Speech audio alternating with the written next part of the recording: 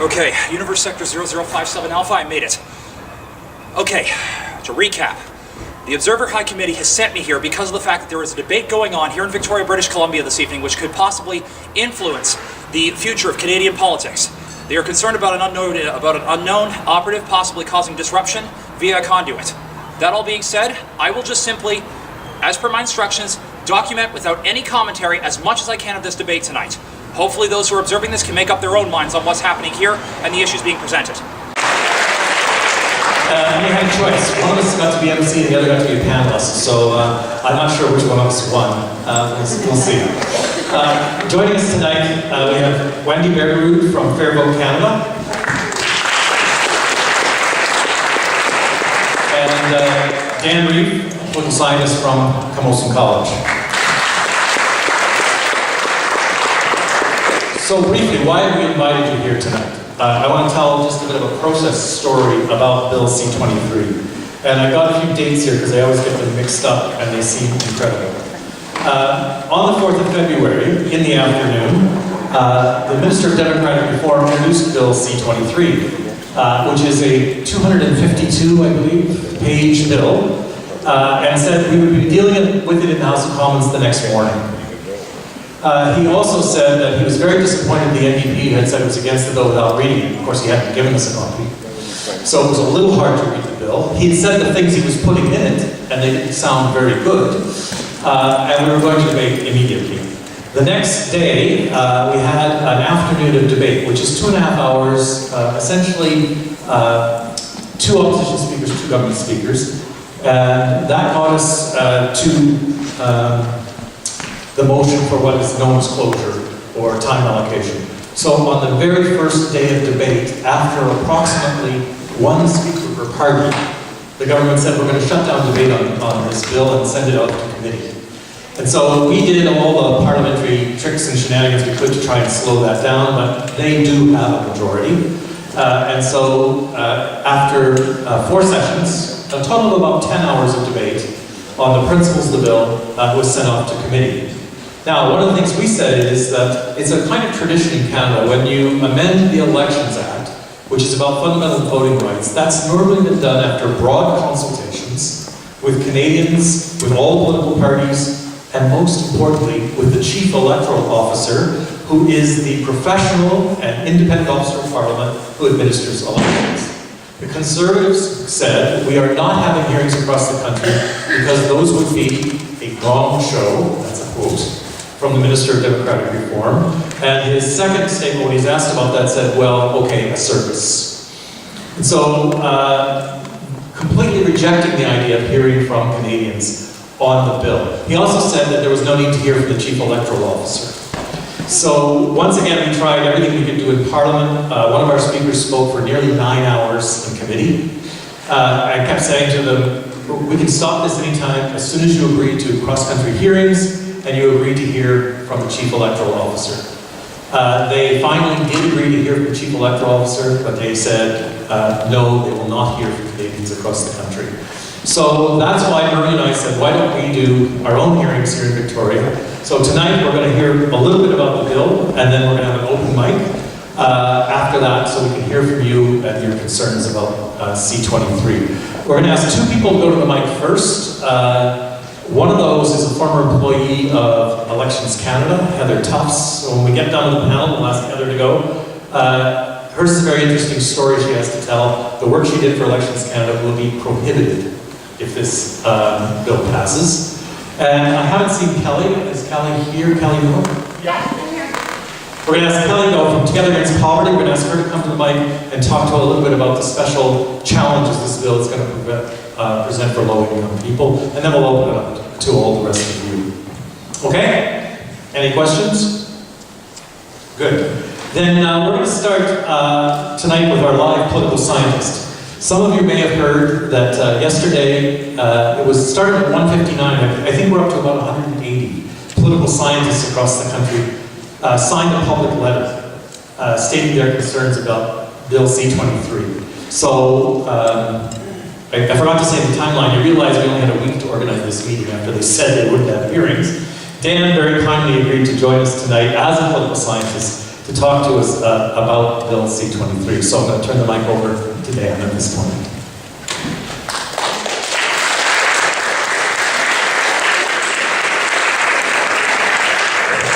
Thanks, Randall, and thank you all very much for coming out tonight. I'm not going to comment on every aspect of the bill, all 270 some odd pages, and I know we have some other speakers who are going to speak on a few parts. Tonight I want to talk about two things. Firstly, what's the principle at stake here? Why did you come here? And the second thing is particular to money. And I think my point here will be, when you elect a Republican Prime Minister, you get Republican-style politics. And that's, unfortunately, what we have. So, the principle. I think there's great showing tonight, and I think for those people who have paid attention to this bill, what's really at stake here is how Canadians define fair play. In our past, one of the things that we've done is demanded transparency, fairness, equal access, and open access to voting. What we're seeing today with this new bill is a closing of some of those parameters. And in typical conservative fashion, some of the doors they're closing are small. Kind of minuscule. You have to really pay attention to the details. Let's look a little bit at the funding, because this is one of the sneaky little lines that they're doing. Now, I am a political scientist, as Randall says, but I am also a political operative. I've run some campaigns, I've worked with some campaigns, and one of the things that this bill does is it very cleverly distinguishes between fundraising and fundraising expenses and campaign expenses. And if you know anything about campaigns and campaign expenses, they're very closely monitored, both provincially and federally, by Elections BC and Elections Canada. Now, what happens under this current bill is that all fundraising efforts for donors who give more than $20, they're not accountable. That's a separate section that's not accountable. And then we'll come to the fact that even if it was accountable, there's no stick to concern yourself with. But that's a very clever little shift. This is clearly a move towards big donors. Now, I'm going to stretch your imagination to ask you, who do you think is the party that has the most big donors currently? Yeah, I think you knew the answer. And the second part of this donor list is there's no accounting for costs for calling up those donors who are already on a list, who already exist. If you're seeking new donors, well, you have to account for that. But if you already have donors, you don't have to account for that. Guess who has the biggest list? Yes. And we're tilting, you can just see in these little small ways, that expectation that we all have here in our guts, that regardless of the results of an election, what gives the election legitimacy, that we respect it at the end of the night, is that the table was even. And what they're doing in small and big ways is tilting the table. Tilting the table away from what we've called Canadian values and into values where, frankly, money's going to mean more, not less in politics. Now let's go to the second part of this. And this is, in some ways, this is even sadder. The oversight of spending. The thing that keeps, if you've ever been in an election campaign, the things that keeps election officials, party officials honest, is the idea that they can be prosecuted if they make mistakes on their tabulations, on their calculations of how much exactly every penny a campaign spent. And there would be oversight by Elections Canada. In many parts of this new act, Elections Canada has no oversight. So even if there are rules on what you can and cannot spend, Election Canada And the chief electoral officer are powerless. Essentially, instead of having a real tiger to oversee elections, they purposely created a paper tiger. And it's a bizarro bill where, once again, the things you come to expect and say, common sense would tell us we should monitor this closely. And they seem to just go in the opposite direction. Okay, the last thing I'm going to talk about here is the outcomes of money. Because of the way they're setting up this bill, the outcome will be people with more money will have more access and will be drawn in more into politics because political parties will be more geared towards going after them because essentially there's no ceiling to what they can go after for big donors. The result of that, if you watch at all American politics, is a politics where campaigns, local campaigns, cost millions of dollars. Statewide campaigns can cost hundreds of millions of dollars, and a state or a whole nation's campaign, well, the American example, runs $2 billion. Now, I see some of the looks on the faces, and it's very simple. We don't trust it. We feel alienated from a politics that raises the dollar sign. And that's exactly the kind of direction this bill is taking us. It's in kind of typical Republican value. It says if the market will bear it, then it is good. And that's a change in our direction, in Canada anyway. So for people who don't see the dollar as almighty and see voting and the individual as more valuable, this is unfortunately a big step back. So where does that leave us? Well, at the end of the game, the legitimacy of an entire system demands that we have an expectation that elections are fair and impartial and open to all. And then I don't just mean in voting, but I mean that anyone of any political stripe can get together with a group of people and run for office or have a voice. But this kind of election setup is really steering us away from that. And I think the end result of that will be we'll come to see our elections as more fraudulent, as more a question of who's got the most money, and that biggest donor, biggest pool of big money items will be people dictating our politics. And that's really sad. I mean, I look around the room tonight and I see, well, I don't see a lot of young faces. And already there's, oh, thank you in the back, there's a few, there's always a few. If we want to keep bringing in the next generation of concerned voters, which is something I feel very deeply about at Camosun, we have to push down the cynicism and show the good that can be achieved in politics. And unfortunately, this bill has no intention of doing that. I'll leave it there for now, and I'll pass the mic on. Thanks for your time.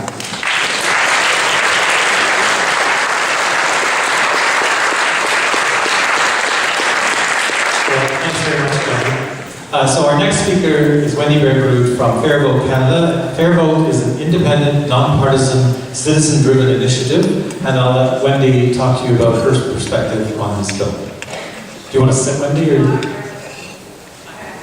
Okay. Since I have to read my notes, I'm afraid I have to sit. And since I'm getting older, I have to have these glasses on. And anyway, about 10 years ago, I was, like most people, unhappy with our political system. And I had the opportunity, back in 2004, to be a member of the BC Citizens Assembly on Electoral Reform. So I learned a lot about voting systems there, and I got involved with the various referenda that we had. I also joined Fair Vote Canada in 2005. I was on the National Council for 6 years. Fair Vote Canada, we may have a disagreement about nonpartisan versus multipartisan, but that's a philosophical one sometimes. Fair Vote Canada is a grassroots, multipartisan citizens campaign for voting system reform, We promote the introduction of an element of proportional representation into elections for all levels of government and throughout civil society. Proportional representation, in case you're not familiar with it, is any voting system designed to produce a representative body like a parliament, a legislature, or a municipal council, where voters elect representatives in proportion to how we vote. This isn't how our current system works. Our current system gives us very erratic outcomes, and I think the voting system is very unfair. We rarely get the parliament or government that we vote for. When we vote, we're actually voting in a parliament, not a government. Very few of us actually get to vote for whoever it is becomes the prime minister. We are an election. Seems like one election, but actually it's, in 2015, it's going to be 338 elections, because each riding is a separate election, and each riding elects one person to go to Parliament.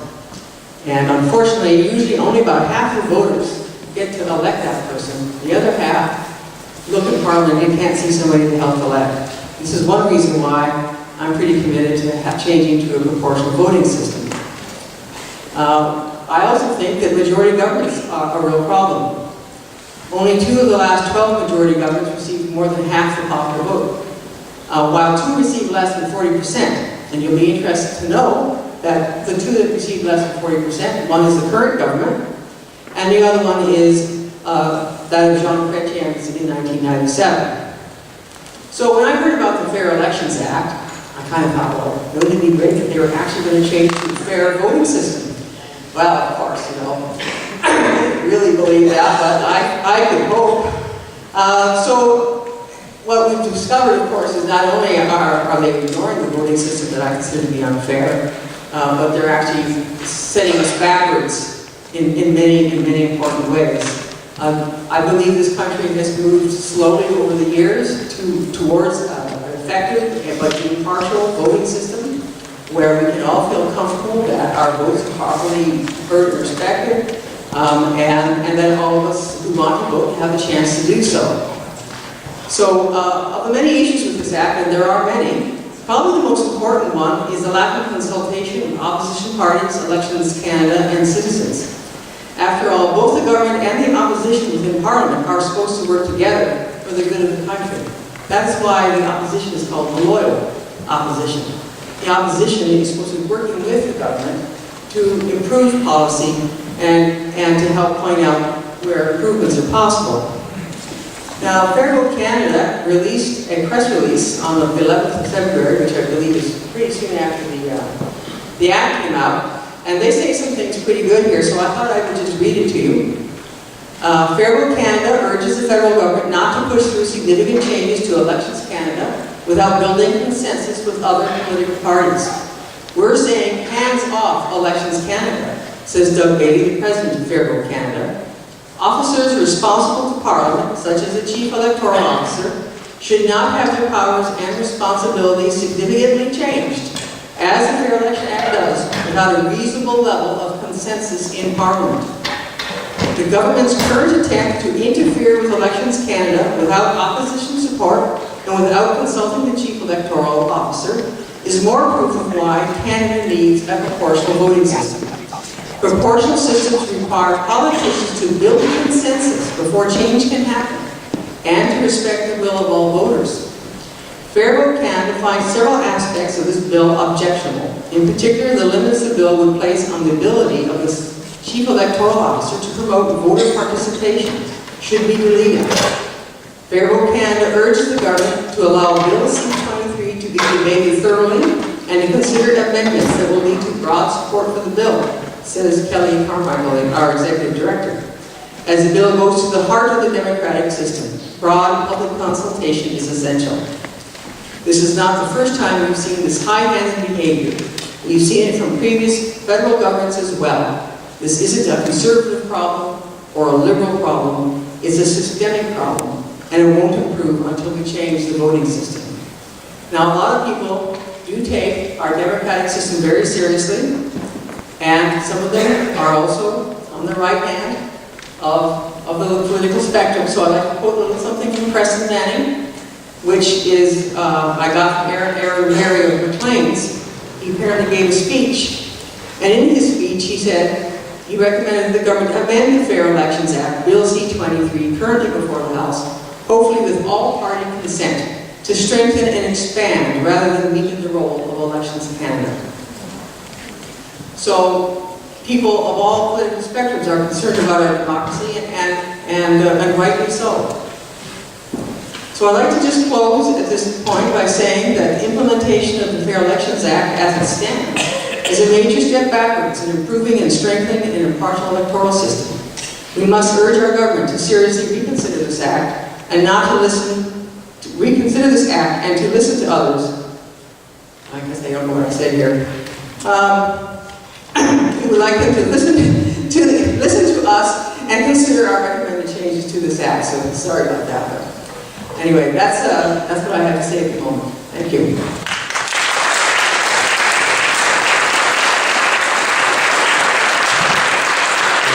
Thank you very much, Wendy. So now I have the top task, and that's I have to try and keep Murray Rankin to 10 minutes. And that's very difficult, because he knows a lot about this. So Murray's going to try and bring us back to the specific bill a little bit more, and so I'll turn the mic over to him, and in 10 minutes I'll come up and stand next to him. It won't be that hard. I want to hear from you. First of all, this is a wonderful, wonderful gathering. I just want to say we obviously have democracies alive and well in Victoria. I want to thank you all for saying that.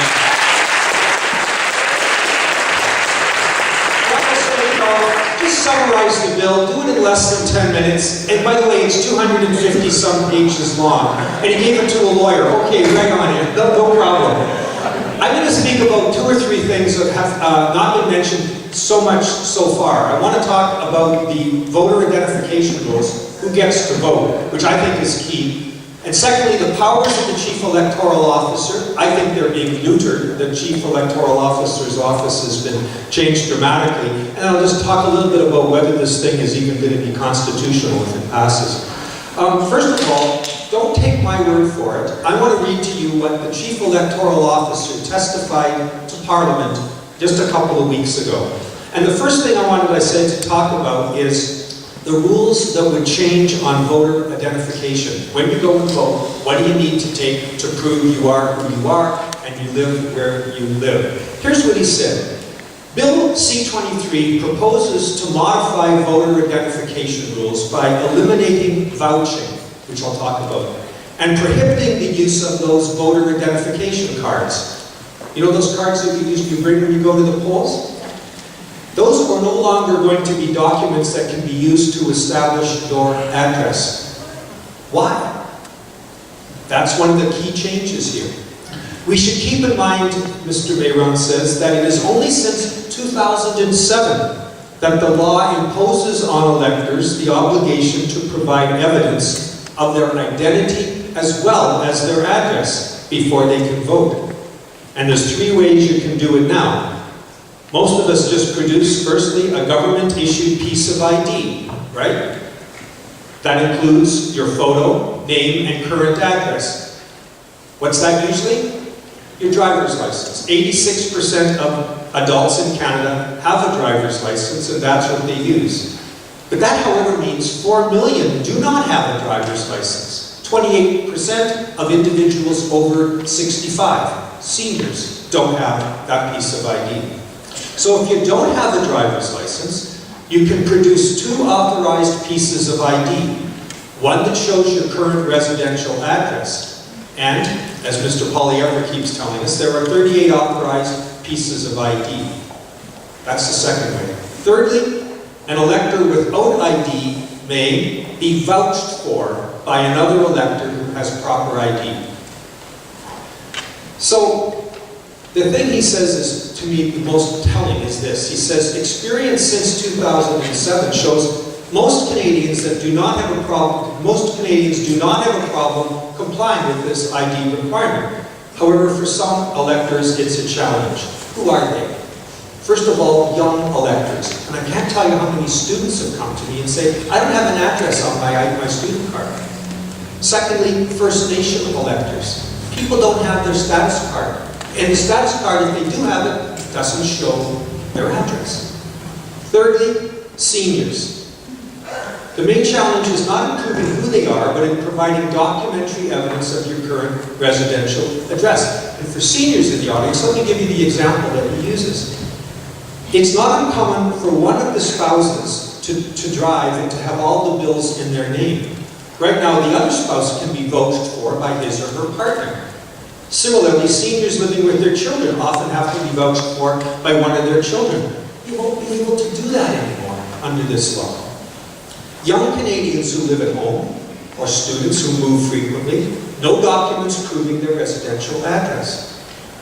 So, vouching has been used by 120,000 Canadians in the last election to prove that they had the right to vote. That's where somebody comes and you swear that you live where you are, and somebody in the poll will come and say, yeah, that's Mary Brown or Bill Smith, or that's where they live, and they vouch for you.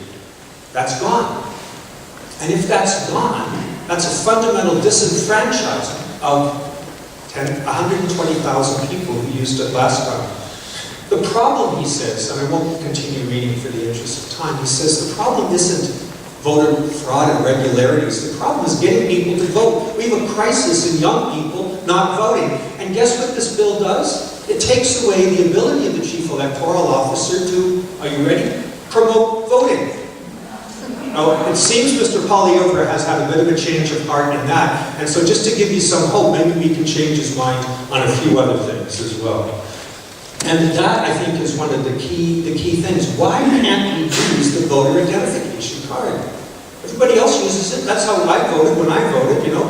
You take your card, you take your driver's license or something else, and that's no longer going to be possible in the future. Seniors who live in long-term care facilities, who don't have a driver's license or health card, which is sometimes kept by the facility administrator or their family, they won't be able to be vouched for, because the staff may not live in the seniors facility, so therefore they won't be able to vote in the future. These are the kind of things that I think are critical. The second thing is I said I'd talk about is enforcement and the powers to make sure that the elections are fair. They're changing the whole chief electoral officer's office, and they're taking the commissioner, who is the enforcement arm, and moving it over to a branch of the Attorney General's ministry. What's wrong with that? It's an independent officer, but guess who controls it? The government of the day controls it. The Attorney General, the Minister of Justice, that's who that person will work for. Whereas now, it's in an independent office of the Chief Electoral Officer. No one can tell them what to do.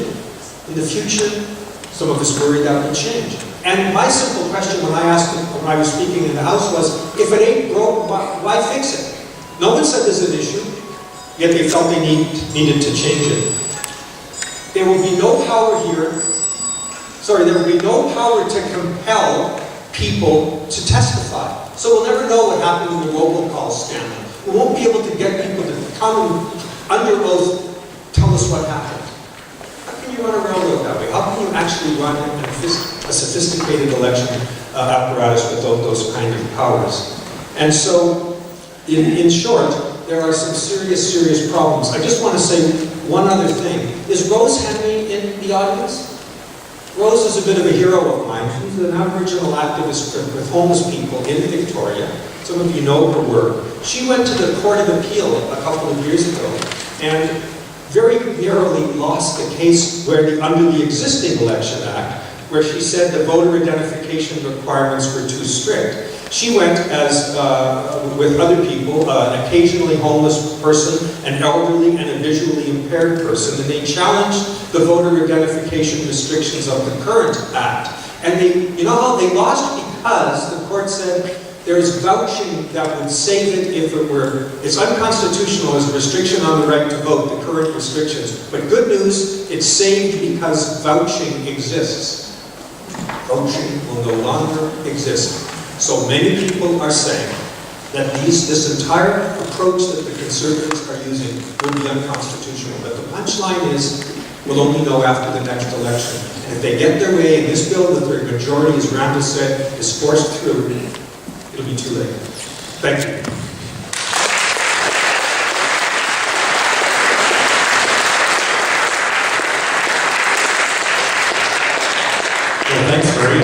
multiple times, so I'm going to use it. Just two things I want to say. You'll hear the government saying all the time that what they're trying to correct is fraud. And so the chief electoral officer was asked, how many instances of voter fraud were there? He said a handful. A handful. And so to go after that handful, and by that he really meant, I think 4 is what people have been saying. There may be 4 documented cases.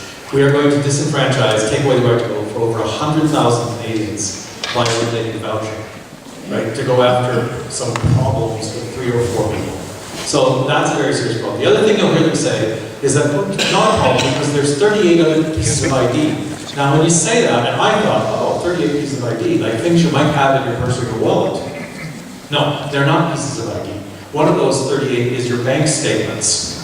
Now, nobody carries their bank statements around with them. Another one is your credit card bills, right? These are not, I mean, they're calling them pieces of ID to lead you to believe there are things you might have with you at the polls if you run into a problem. These are not things people would have with them when they go to the polls. So my greatest fear is when you take away the voter identification card, which you just need one other piece of ID, no address, no picture with that.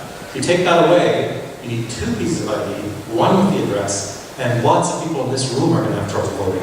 So it's not just seniors without driver's licenses, it's not just students who don't have a current address. It's going to create chaos at the polls.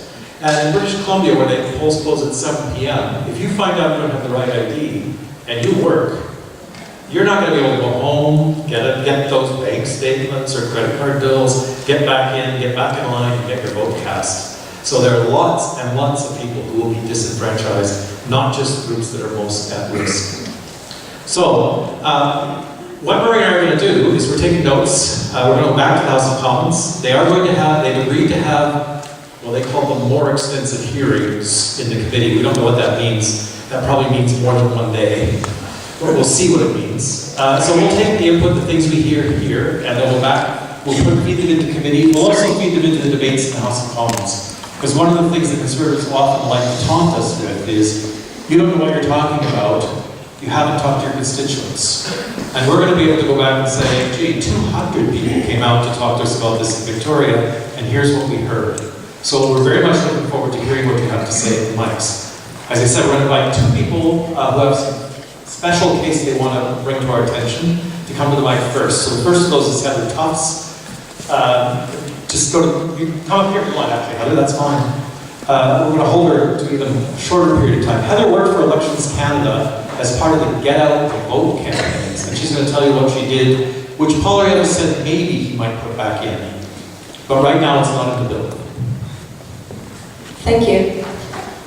This evening what I want to focus on is my work with as Aboriginal Liaison Officer, which I have been on contract with both Elections BC and Elections Canada, and I think it's a really important consideration for a number of reasons. In this capacity, I was given the opportunity to visit many, many reserves and talk to communities and provide employment opportunities, provide information about voting, and also, as much as possible, to help with voter accessibility, setting up polls on reserves, and that kind of thing. And it's not about going out to persuade people who don't want to vote, but it's about providing opportunities for those who do want to vote to know how to do it, where to do it, and those kinds of things.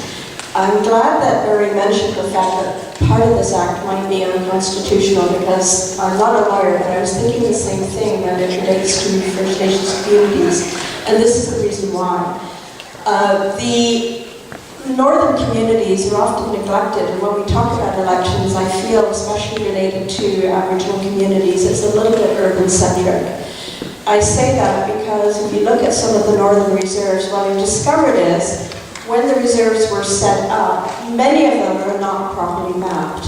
What that means is that most of the people in these northern communities don't even have a street address. They just don't exist. And so even in the past, with the identification that was offered, it was very, very difficult to have sufficient identification for many of our northern community Aboriginal friends and neighbours to actually go out and vote, especially without vouching. So I want to emphasize that in the work that I did, the vouching opportunity was absolutely essential, and in some cases there was no other way that people would be able to vote. Status cards, as you said, don't have addresses, and many people are not going to provide bank statements and so on. The other part of the work that was available to me was the opportunity to do education, focus groups, research, and that kind of thing. The research aspect hasn't been discussed tonight, I don't think, but this is being taken out of the New Elections Act. The capacity to do research, to look at why people do or do not vote, is being taken out. This is democracy. I don't get it at all. The research piece is particularly important for marginalized voters, including First Nations, homeless, and youth voters, and those kinds of things. So as far as I'm concerned, the work that we did to promote the vote in Aboriginal communities and for youth voters, if this is stripped away, it's an essential piece of democratic right to vote and so on and so forth. So having said that, I think I'll pass it over to the next speaker.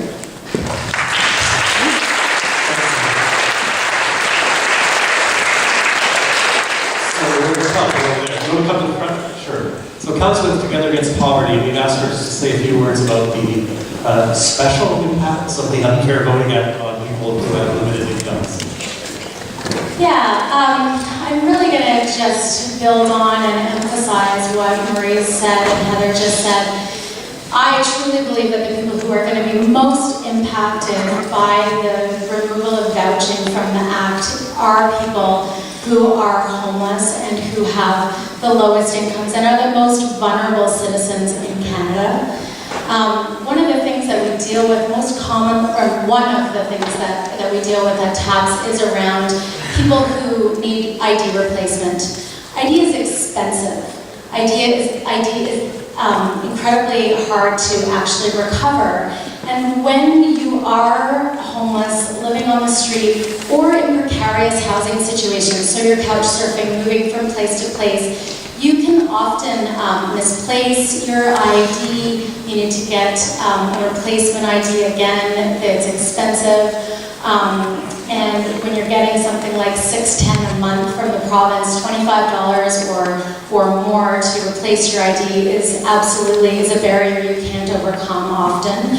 And the vouching system has been something that has allowed people and has facilitated people the ability to vote. And I was actually going to mention Rose as well, because she has done a lot of work in that regard in ensuring that people of low incomes and who are homeless in our street community are able to vote. And I want to thank her for that, but a lot of it has been through this vouching system, and without it, people will certainly, most definitely, not be able to vote, and it is an absolute travesty, I believe, for democracy in our country. I wanted to really just finish by saying that, just wrote out a little quote, that if the discussion is truly about fairness, then ensuring that all citizens can participate in the electoral process should be a top priority. This includes keeping a system of vouching. Not only is it the right thing to do, but democracy depends on it.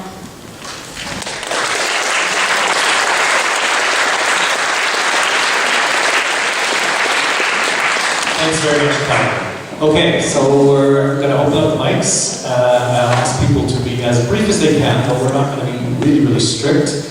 But I would ask people, I know sometimes there are people in public meetings who have another burning issue.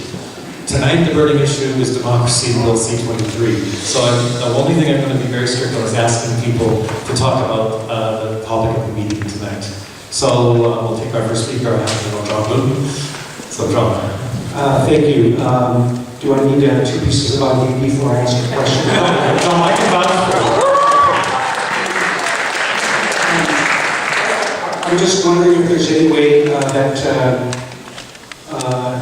you can forestall implementation of the bill by not allowing it to come to the vote. I think Randall made in there when we were staffers for the NDP back in the 80s, and they let the bells ring for a couple of weeks, trying to stop the bill from being passed through Parliament. They just would not allow it to come to a vote. or the other option of trying to force a reference to the Supreme Court in advance of the next election, such that sections of the bill that might offend the Constitution could not be implemented without it being decided upon at the Supreme Court. Thanks, John. I can say one thing, the rules have changed since you were in Ottawa in the 80s, so we have more limited options, but you do have the commitment that we're doing everything we can to try and slow this down so that people can have a say, and to try and get the conservatives to listen to some of the ideas that are put forward. So you give us a couple of ideas of things we can bring, so thanks, John. I'm not going to introduce everybody. You'll have to introduce yourselves. Hi everybody, my name is Eric Kay. I'm president of Fernwood, Victoria. It's important to see this legislation in context. This legislation is not an accident. This is a concerted effort by right-wing parties in the US, North America, and Europe to suppress the vote. They're targeting young people, people who live in poverty, minorities. The Republicans, the two-party Republicans in the US tried this all through the last presidential campaign. There were lots of Republican governors that tried to restrict voting hours, trying to make excessive voter ID requirements, tried to disenfranchise people with no fixed address. The good news, almost all those things were thrown out by court injunctions before voting day, and those people got to vote. And so building on John's comment, I think this is targeting, basically violating First Nations treaty rights. I think there's a charter challenge here, and not really a reference, there could be an injunction. I'm just saying, Murray, particularly as a lawyer, is there any legal avenue to look at where we could try to get redress for this before the next election? This is an absolute outrage. If we can't do that, maybe I have to think of boycotting the election, because this election will not be a real election if this law is not changing. Thank you.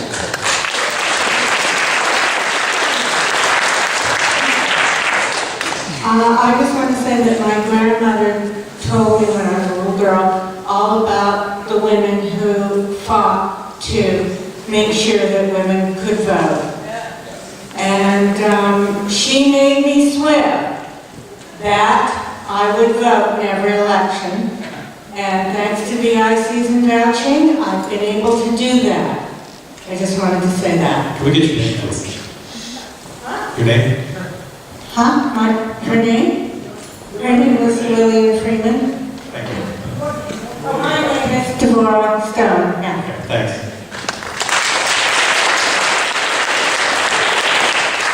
Hi, my name is Guthrie Prentice. I'm a longtime NTV supporter with two very quick questions. Number one, the conservative I spoke to recently said that slavery was good because it marginalized the cost of labor. Do you guys see this as a potential of opening the door to a day when the Canadians might be slaves to their government and their corporate backers? Number two, a federal court recently stated that the robocalls and the conservative election were fraudulent with this past election.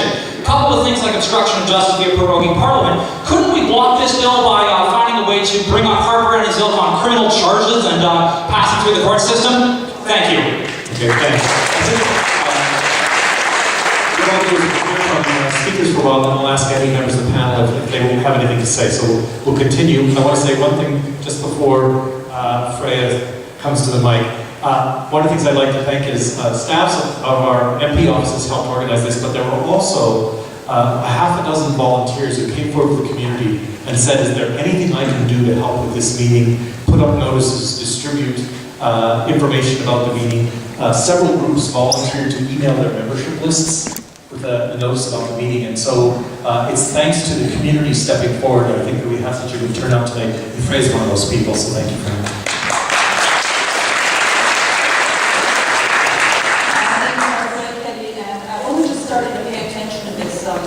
Like so many people, like a growing number of Canadians, and I've been particularly paying attention to what Mr. Mark Mayran has been saying, in particular what he said about the voter information card.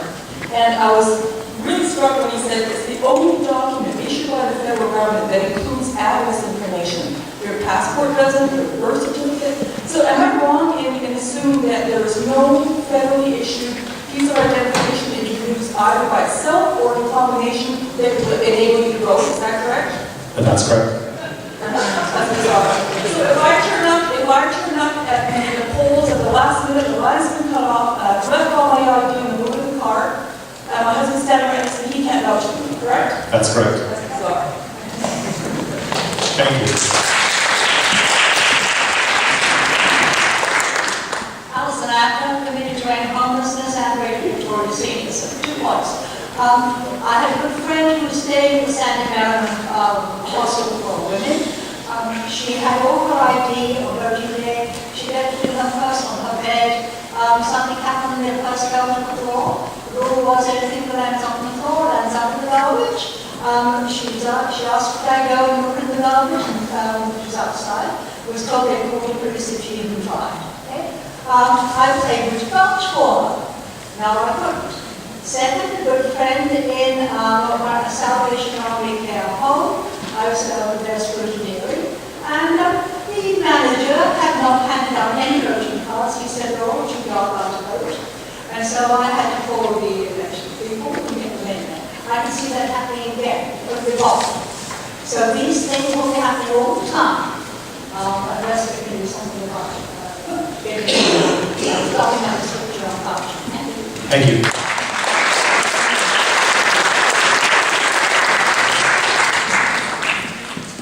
Hi, my name is not Gus is my traditional name, but my English name is Edith Florence Kuhunga. And I'm going to kind of follow up where Heather left off. There's a lot of changes that are coming down, not just in Voters Election Act, but even with, I'm working for a small reserve out on the peninsula. And under the social development program, if people didn't have voter identification, you could pay for it if they were on income assistance. So somebody who is single would receive $75 a month. That's what they get. We talk about poverty off reserve, but on reserve it's worse. So a single person would get $75, that's what they get per month on SA. And if they had to go and get ID, that's like $25 out of their $75. We talk about Aboriginal people not voting. This is going to discourage them even more from voting. So I really want to encourage both Randall and Murray and the rest of the NDP caucus to really stand up and really make sure that we can do everything that we can to prevent this, because to me it's just another way of getting rid of the marginalized people from actually having a vote and democracy within Canada. Thank you.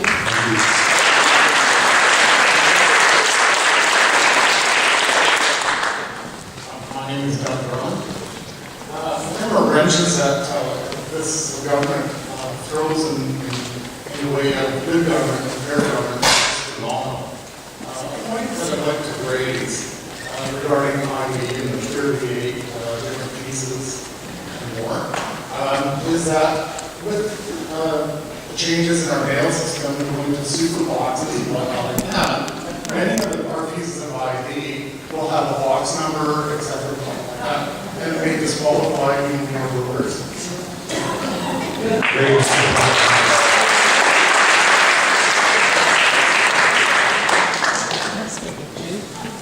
name is Jane Brett, and I've worked in many elections. I'm always really proud of the way our system works, the scrutineering, the way we all see each ballot, the way the count is done and recount, and then if there needs to be several days later another count. You know, it's always made me very proud that Canada has this system. And we had some of our friends go to El Salvador to be international observers for the recent election. But now I'm not feeling so proud about what our system might be. And in reading the Neufeld report, I feel like Eric, who spoke earlier, I read in there that there is a proposal that we go to electronic voting, and that part of this, I didn't quite understand how the transition is made, but on election day, scrutineers will have something, a live report as to who has voted. And I think they're calling it a bingo card that everybody has. And then the question is whether that information stays available publicly, which would be another step beyond what we've ever done. So that seems to me to be a transition towards electronic voting. And I really think that we're not paranoid to think this is Republican-style election system coming. I'm very fearful of electronic voting. And I think if we can't challenge this, then after 2015, it will be electronic voting. We'll have no way to stop it. So we have to stop this now and show we're in charge of voting. Thank you. I'm going to take two more speakers and then ask if anyone on the panel wants to respond to anything that's been said. So we'll take two more and then we'll go on after that. All right, my name is Karen Wine and I'm a music teacher in Greater Victoria.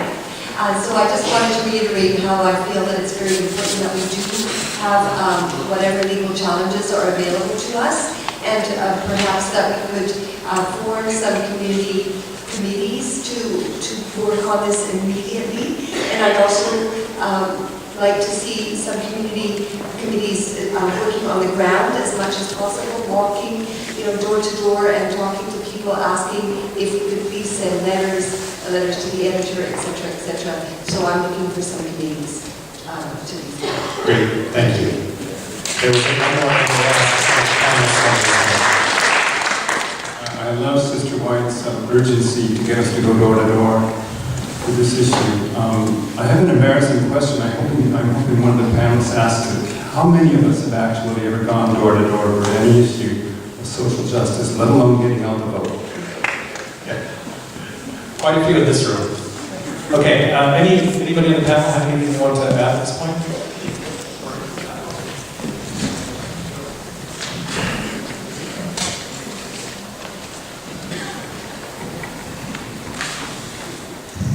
Wow, some really good points. I don't want to. On the issue of whether we could get a court case together, I think it's an excellent idea. I really do.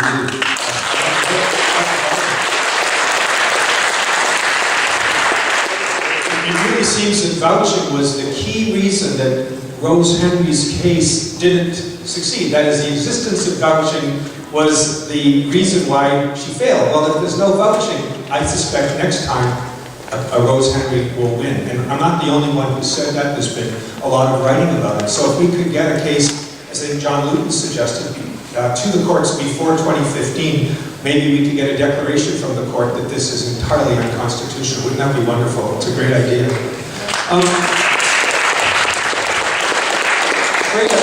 Freya raised a question that was really interesting. She cited Mr. Mayran's remarks, and he does say that the voter identification card is the, I'll read it, the voter identification card is the only document issued by the federal government that includes address information. The Canadian passport, for example, does not include an address.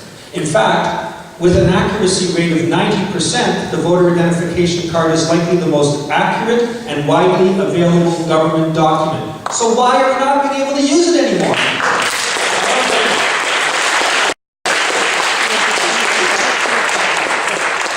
And I just think that, Doug, your comment about the mailboxes and increasingly we're going to be having post office box numbers rather than addresses is an excellent point, and one I for one had never thought of. So thanks very much. Shows how important meetings like this are, getting new ideas on the table. Thanks.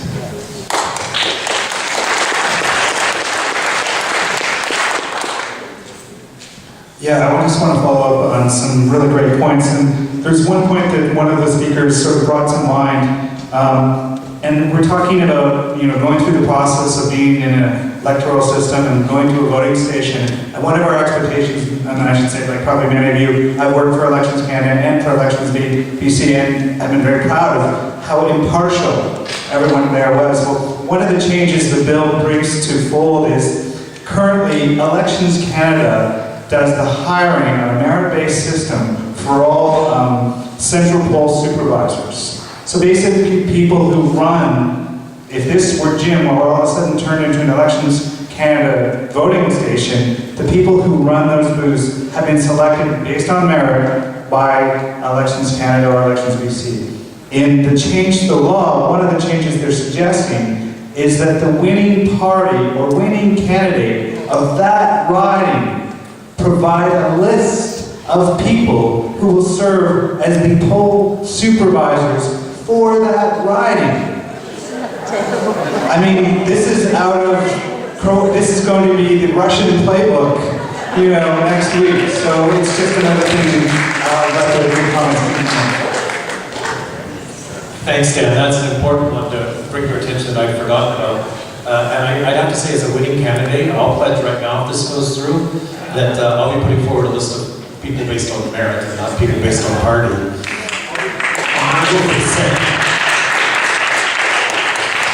One other point I just want to add, when on vouching, you'll hear the Minister of Democratic Reform say that there were errors in 24% of the vouching. He's taken Harry Neufeld's report and distorted it completely, and Mr. Neufeld has said so.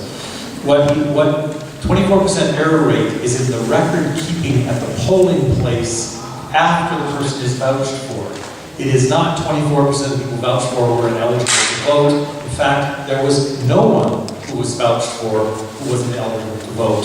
It's record keeping after the fact that he was talking about in this report. So important to keep in mind we're talking about vouching because the conservatives keep saying vouching is error-ridden. And the person who wrote the report on it, the former BC Chief Electoral Officer, Harry Neufeld, said no instances of someone who was vouched for who was ineligible to vote. Okay, we'll go back to the public. Thank you. My name is Mary Judy Jones, and I've been watching a lot of issues. And this one has me scratching my head as puzzlement because I see in the world today that people in the Ukraine went out on the streets and knew they were in danger of being killed. You see it in all these other countries. And this one legislative act is, I just see so many things that are bad, and this one is worth marching. This one is worth getting out.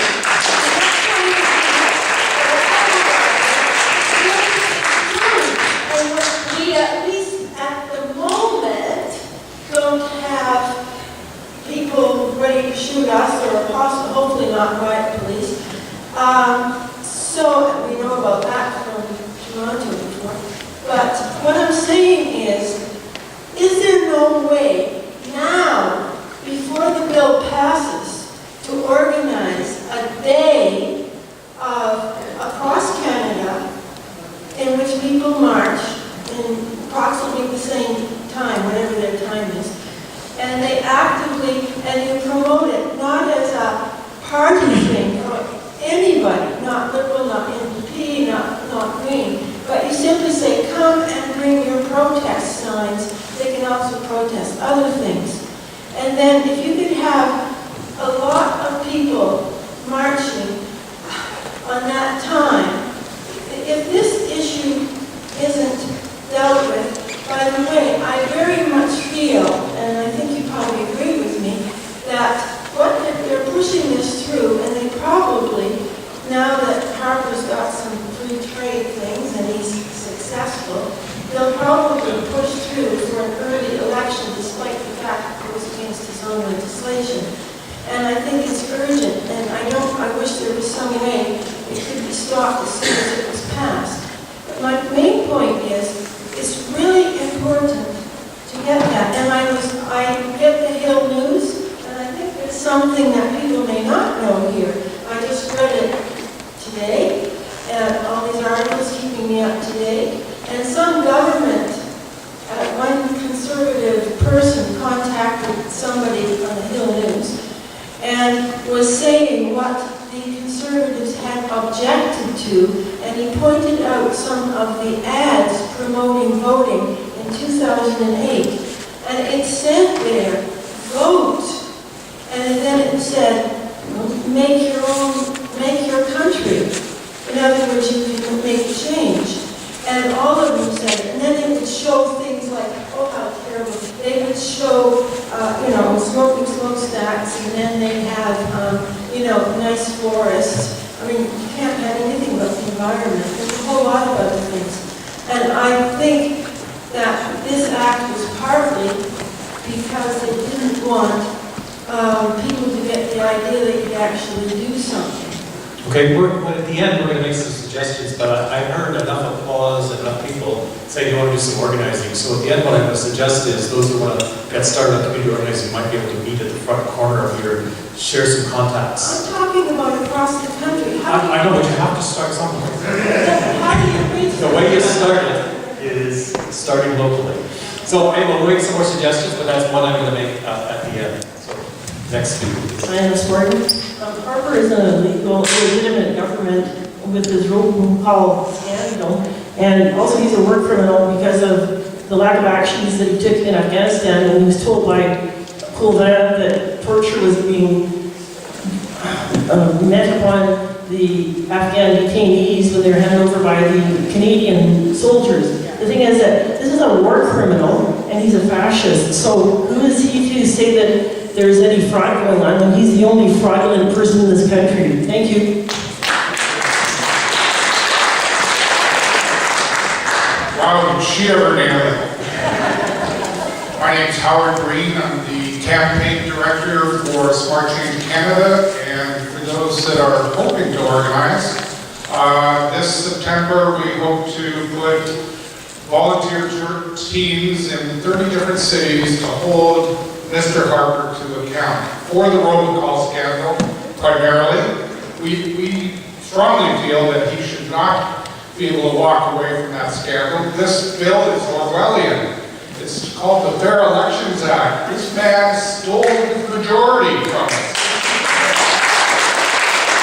We should begin to use the F word in this act. It should be called rightly the Fascist Elections Act.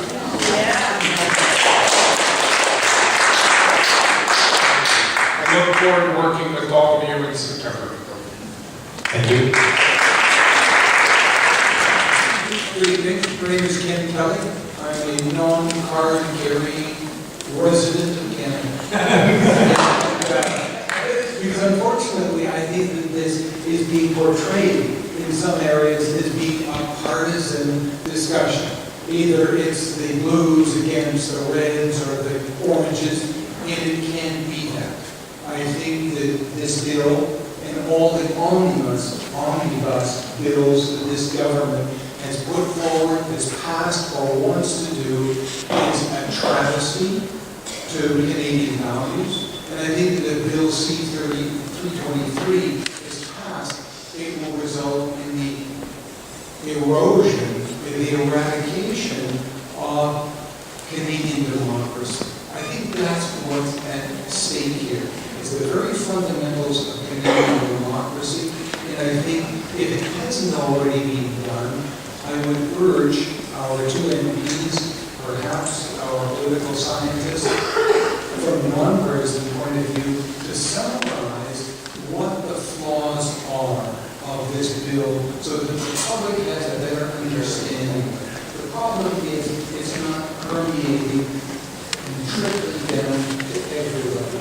And this room should be filled to the rafters. Here, here.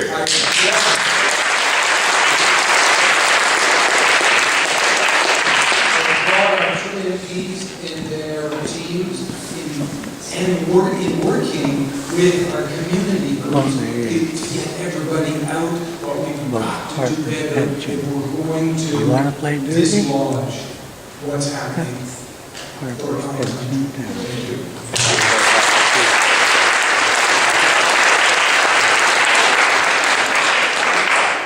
Everybody keeps saying, why aren't there people excited upset about this? Well, media is ignoring it. Not all the media. We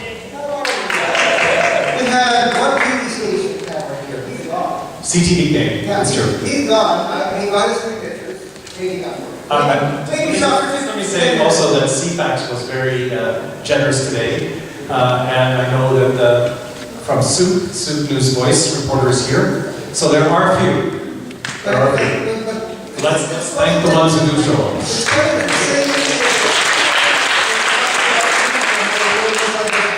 Doing that in other countries, or like the talk about in the United States, are ignoring this crap. And they ignore it, and they ignore the last time that the last budget stuff we did in an omnibus bill, and the one before that, and the one before that. And the CBC, unfortunately, is so terrified they're going to be cut even more, even though they've covered $600 million for that stuff. That basically they kiss up the heart for every chance they get. You know, I can't believe how nice they are to this guy. Well, we have to obviously look past the media and stop worrying so much about, oh, it might not look all that polite. Because this guy's not just stole the majority, he stole the last 2 elections before that for a minority government. They have never, ever, ever, ever run a proper, bloody, fair election. Because they can't do anything in a fair election. They're going to be so contrary to us. They're so ridiculous. This guy is such a stone-plate bloody automaton. about as warm as ooze, and it flies around in a government jet at $560 an hour, or 20 minutes, and speaks for all of Canada. He speaks for all the countries. He's Canada's president. I have absolutely no agreement with anything he said. I wouldn't agree with the time of day he offered. We've got it all right. Thank you.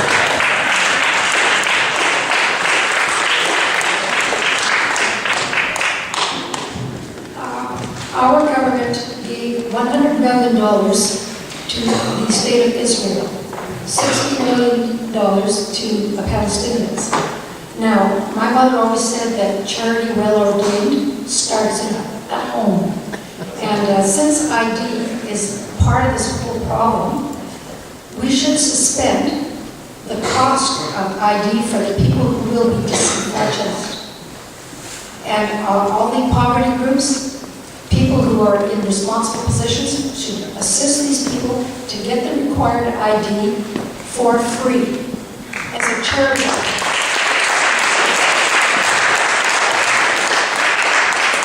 And if we start it now, that'll get Harper shaking in his little shorts. Thank you.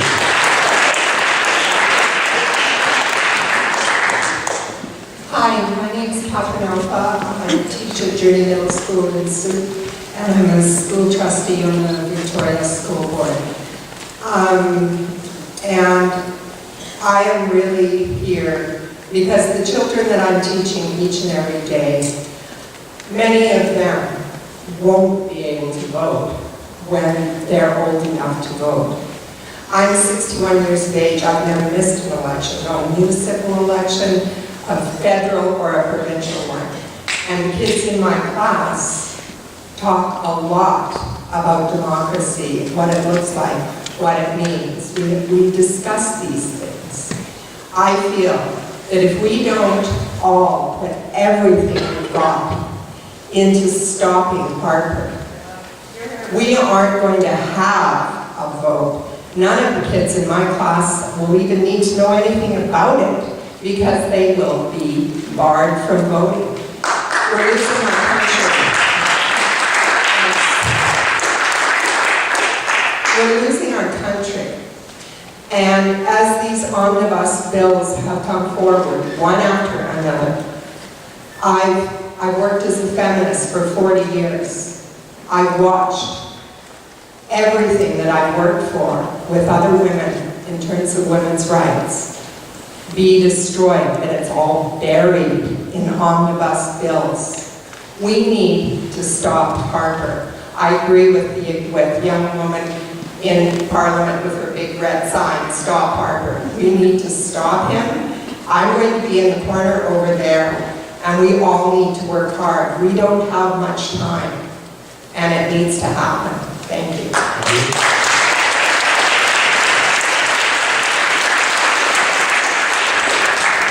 I may go off on the subject here a little bit, but Harper has been in this country with Vietnam, North Vietnam, North Korea, and China.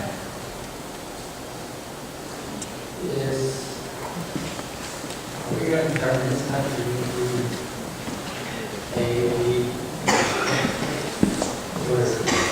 one leader because they run the country and stay a leader till he comes and pass along to his son like the rest of the other states? That be a little crazy. This is a free country, it's a beautiful country.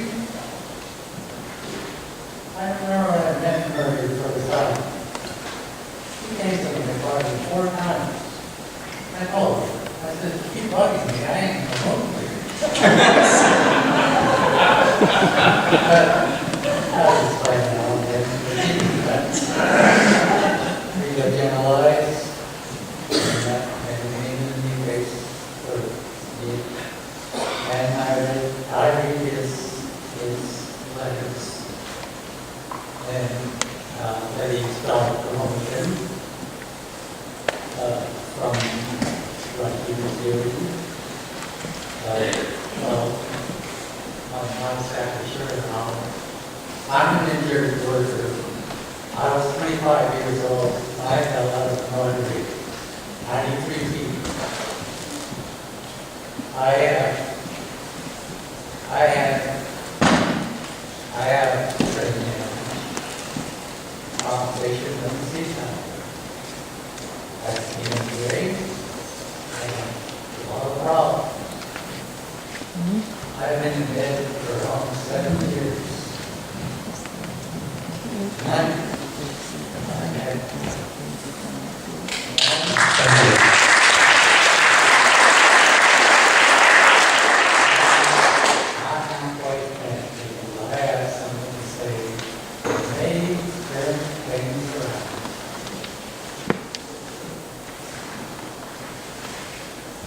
These have more static memory. I've lost that since I come out of there. I have a little bit of it left. But as I get older, but you have to fight hard to fight. You can't use water. Because there's a risk. You're going to put on the fire. So you have to start fighting on the other side.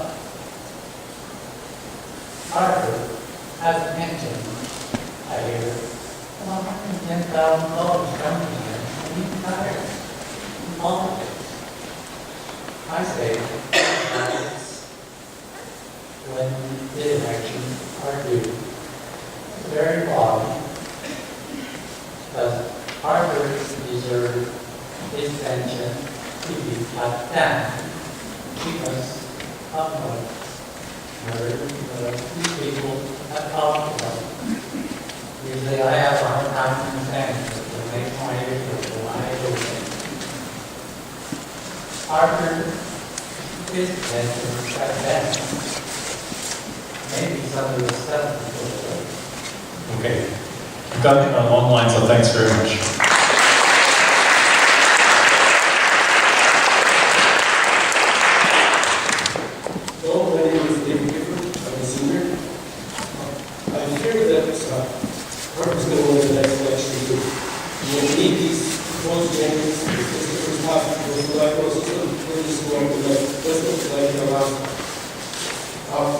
We have to get on it. That's the most important thing. If the NDP and the Liberals won't get together and form an united front against Harper, then Harper will be dictated forever. The NDP and the Liberals should be willing to, at least on a temporary basis, for a short time, sacrifice the principles of a common alliance, at least for one election, like form one party, so that Harper can't spread the vote.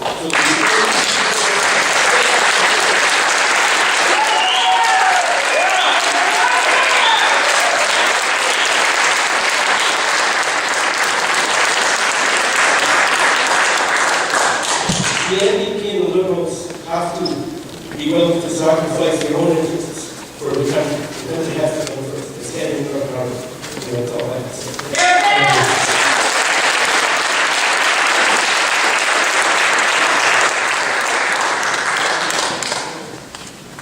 Hi, my name is Catherine Cass, and I don't know how many of you are familiar with the organization called Lead Now, but I just wanted you all to know that they have been running an online petition against the Fair Elections Act, and they have plans to do door-to-door petitions against the act starting on March 17th. So maybe there's some way to combine forces, and I recommend you check out their site and sign that petition. Great, thanks very much. Okay, what I'm going to do now is ask if there are any other people who are going to want to speak. We'll just have a poll here. If not, this will be our last three, and we'll have some concluding comments from our panel. So please go ahead. Hi, I'm Christine, I'm a student. First thing I noticed when I got here, much like Dan had said, it's such permanent leave here. And that's, hi. That's just very but not surprising. I can tell you my peers are some of the brightest, most energetic people I know. They have so many intelligent ideas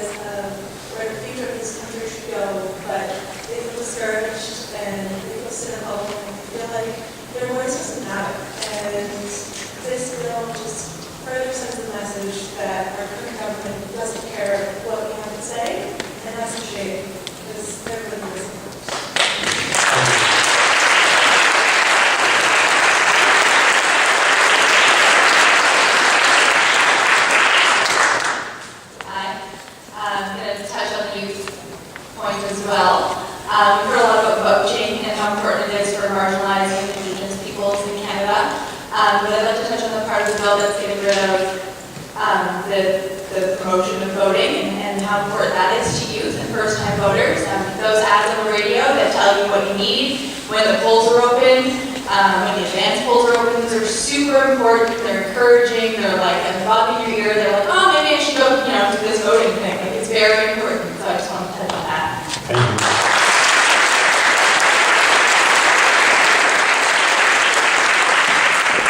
Hi, my name is Kimber. I fear bringing up this topic because people could actually laugh at me. But many years ago, I had an opportunity to listen to the chief counsel for the Senate. And the gentleman spoke of the Senate and the role that they play in adjusting legislation that moves from the House to the Senate and so on. And at that point, it was 90%, 100% of legislation has to go to the Senate before it's passed. At that point, 90% of it went back to the House of Commons for final reading and approval. With changes, 90% of the legislation was changed from the Senate to the House of Commons. I hope, believe that there are a good number of people in the Senate that actually have some balls and some value. And I think that if there was ever a time for the Senate to prove its value, this may be it. And I'm hoping that two MPs and other MPs can control those ladies and gentlemen in the Senate to actually stand up and do their job.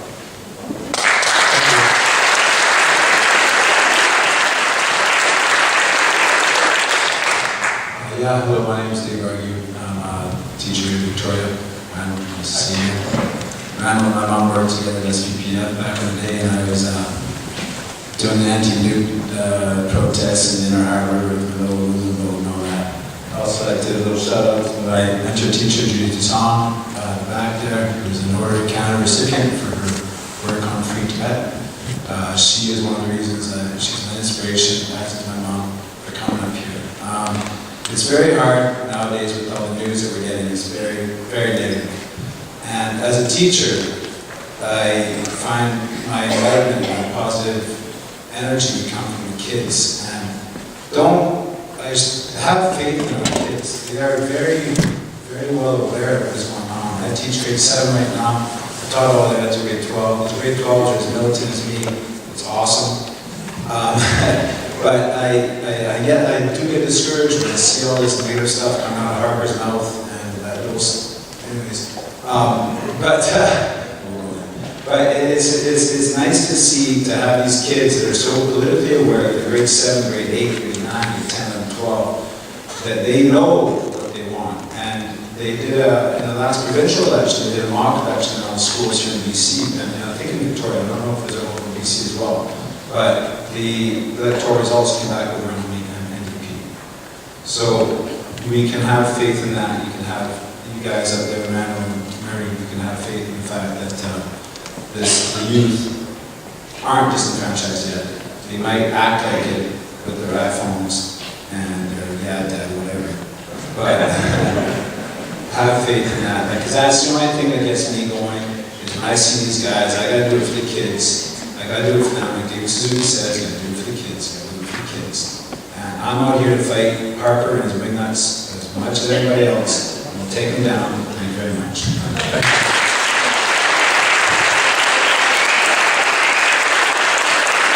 Okay, so I did one last call. We got about 5 more people up. So now I'm going to do the really last call on speakers. So anyone else who wishes to speak, let me know right now. Otherwise, please will be the last. Jeanette Ferber. A major issue for me in this proposed bill, again, a lot of what's been said, I so strongly support the issues that have come up, but one that I see is very important, and that is the role of the chief election officer. And the changes there,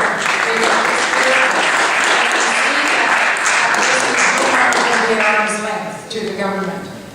We can't have that. So if there's any way that we could really stand up and let the public know that that's really what's going to happen, I think it'd be very worthwhile.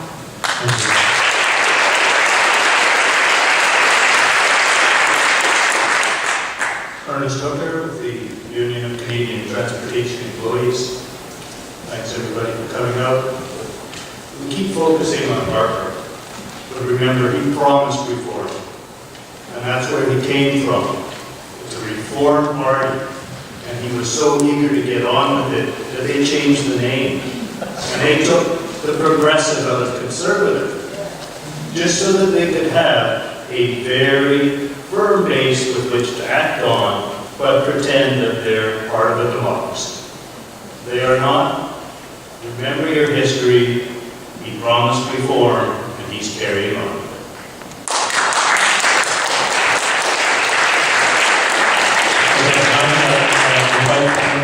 If they wish to make any concluding remarks or respond to anything said. So, Wendy, you want to go first? Wendy's speaking first, so she gets to go first. Oh, okay. I'd like to make two comments. One is that I've noticed that the National Post and the global media, the Globe and Mail, have been covering this issue quite substantially. In fact, today was the 4th editorial in the Globe and Mail about slow it down, Mr. Poilievre. And there's going to be another one tomorrow. So the two leading newspapers at least are covering this. I'm well aware of it. The other thing I'd like to say about voting system reform is that, first of all, I think we wouldn't be here if we had a better voting system. Part of the reason that the Conservatives were able to win in the last election, I believe, was something like 1,600 votes and a few swing ridings. So it is our current voting system that gives us this really strange, distorted results that have nothing to do with how we actually vote. And listening tonight, I realize that really, I feel very threatened about our democracy by this act. And I'm very, very concerned that we have to stop this bill and change it to become a far more reasonable, supportive of democracy. And hopefully at the same time we can get the word out. But we really need a voting system that does a much better job of giving us a parliament that represents how we actually voted. Thank you.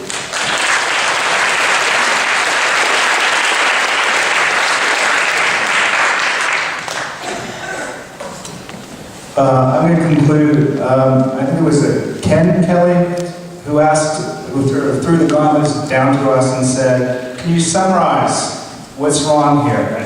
And I think most of you folks have done a great job of pointing out all the different ways they're so flawed with this bill.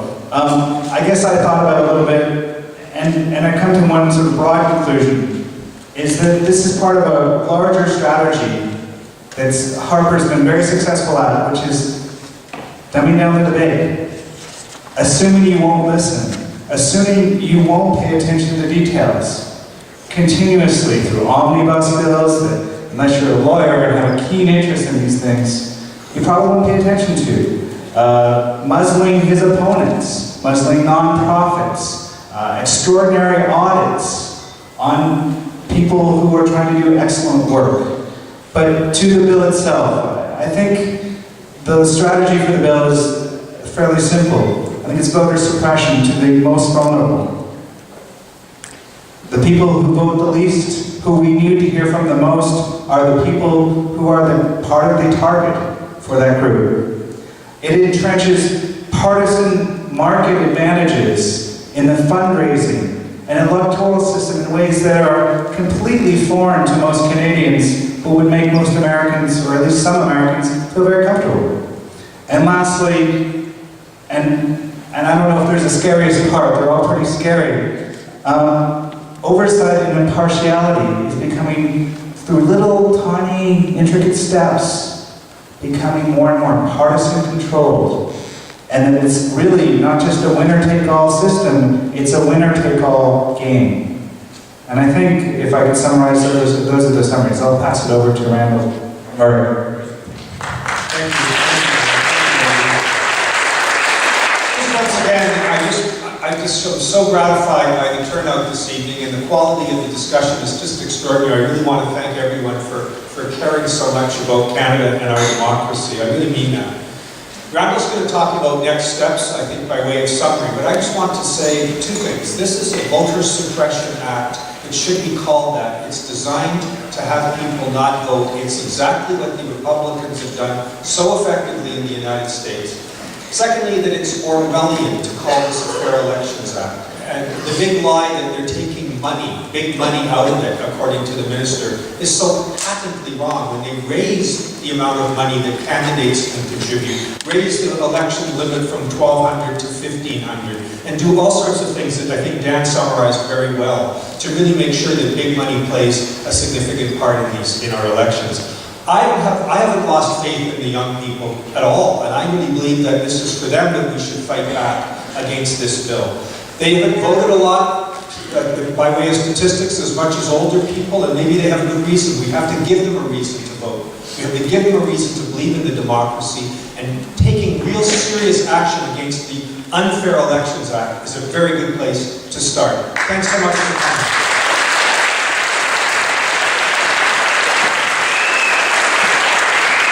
Before I talk about next steps, I do want to say two things. One, for the gentleman who raised the issue of the Senate. That was the Senate before Harper appointed 57 senators. Yeah. The Senate, while I've been as member of Parliament, has sent not one piece of legislation back improved.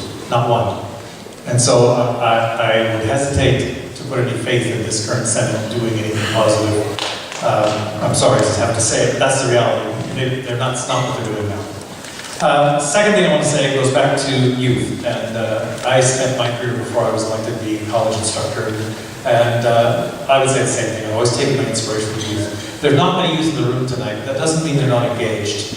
They have a different way of doing things than those of us who are much older. They're engaged in social media, they're engaged in lots of ways, they're engaged in lots of issues, and what we have to do is try and connect old and young, everybody in our community together to stand against this bill. And that's the challenge that I want to throw out tonight. This is going to happen very quickly. It is no coincidence that this bill was introduced during the Olympics and they attempted to get it through its first debate while no one was paying attention. And they are going to drive it through the House when we get back March 24th. They're going to drive it through as fast as they can. So I'm going to urge all of you to do a few things. Tonight in the back we have a petition. Paper petitions are old-fashioned, but they're what the House of Commons has to consider. So if you sign a paper petition, Marie and I will take it there, table in the House of Commons. There's an obscure rule of the House that says the government has to actually respond in writing to those petitions within 45 days. So, okay, it's at the back, we actually do that. I think the lead now online petition. Online petitions are still important because they demonstrate that broad public support. Although we have an NDP motion to try and get those accepted in the House, it hasn't gone past the Conservatives yet. So we're still working on that. You need to talk to your friends and family. Public opinion is what's important now. We did manage to turn the Conservatives back on their, I didn't forget what it was called, Vic Taves, tell Vic everything. When they wanted to have police access to your email without warrants, they actually backed down on that. The lawful access bill, thank you, Murray, he's a lawyer. They stuck a version of it back, but the worst version of it they did back down on, and we stalled them for 2 years. And so it's not impossible if we can build that wave of public support that we can back them down on at least part of this and stall part of this. So you need to talk to your friends, your families, your unions, your church groups urgently. And it's not a partisan issue. It's way easier than some of the others you may have tried to engage people on. And let people know it's about the right to vote and it's about fair elections. And what's being taken away here is that neutrality that we talked about and that fairness that we had achieved in this country. One of the things we always suggest is write your MPs. Don't write to the two of us. Write to Conservative MPs. Seriously, there's Conservative MPs on the island. I really recommend that people write to John Duncan, who's the government whip. And if he gets an avalanche of mail, he's actually an okay person. It will actually influence him. And so I'm suggesting you write to John Duncan. It doesn't even require a stamp. He's the member of Parliament for Comox Alberni. Letter read. If you want to write to us, go ahead, because we can use that. But let's put some pressure on the Conservatives at this point, because there are a few good Conservatives in that caucus, and I know some of them are quite embarrassed about some of the things in this bill. We need to maximize our ability to move them. So I just want to say, earlier today, I was asked several times by the media, how many people do you have coming to the meeting tonight? Right? That's what they kept asking me. And I said, I'd be happy with 100. We're much closer to 200. And so I want to thank this community for coming out on short notice and being there, being involved.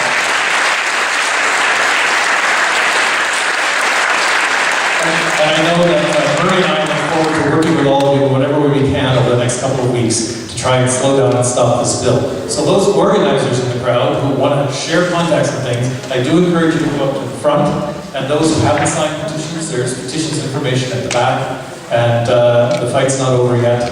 I look forward again to seeing what you can do as a community to get the voice to London. Thank you. Hello, I'm Guthrie Prentice. I play Pseudonymus, the narrator in Pseudonymus-Observer report. Let's get real for a moment. The footage you just saw was a debate that took place in real life, in real time.